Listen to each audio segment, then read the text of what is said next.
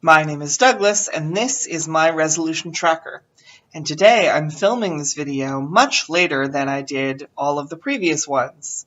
Because today I came from a very long meeting with the organization that runs Pride in my city. We were going through a number of submissions for potential entertainment for the Pride Festival.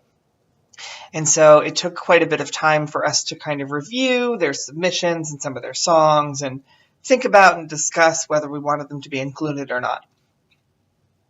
So it is just about 11 right now, as opposed to earlier videos, which I was filming at, say, 7:30-ish.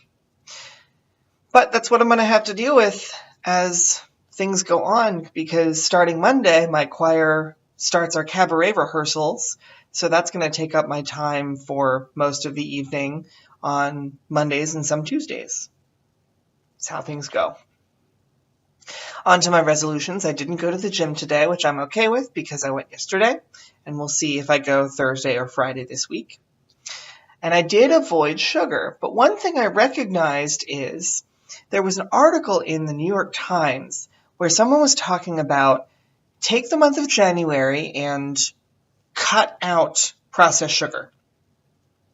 It's an interesting thought, because what he addressed was that pretty much every sandwich bread you can buy from the grocery store has some sort of sugar in it.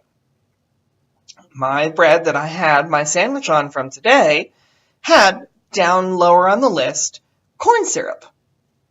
Now, because of how low it is on the list, chances are it had less to do with sort of the sweetness and much more to do with the texture they were looking for, because corn syrup is meaningful to get a texture, and it's one of the reasons that they use it in things like snack cakes. But the idea that sugar is so pervasive that things like sandwich breads have it means that as an American in particular, it's really difficult to get away from processed sugar.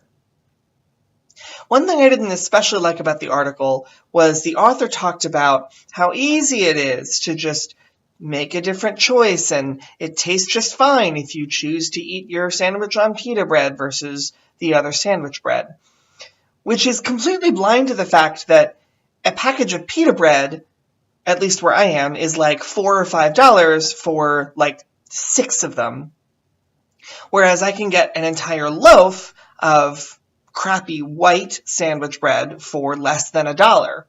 If I bump it up to get like whole wheat bread, it's a little over $1, which is what I go for. And so while I'm not necessarily in a position where I'm impoverished and every dollar counts, it's still meaningful to say I can make a bunch of sandwiches with a loaf of bread that has corn syrup in it versus buying a little bit of bread for a lot more for basically no reason. It's just that there's a whole lot of sugar in a lot of the food that is easy to prepare, easy to access, and cheaper to buy.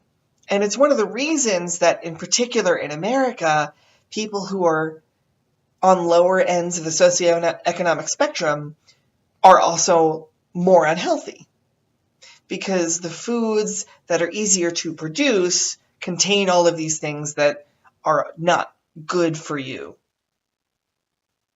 That's where we are. So this idea about avoiding processed sugar, avoid is such an important term because it doesn't mean cut it out entirely, but it means making the choices that I can to avoid having as much as I would in other circumstances. And it's tough, but this is my resolution tracker. I'll see you tomorrow.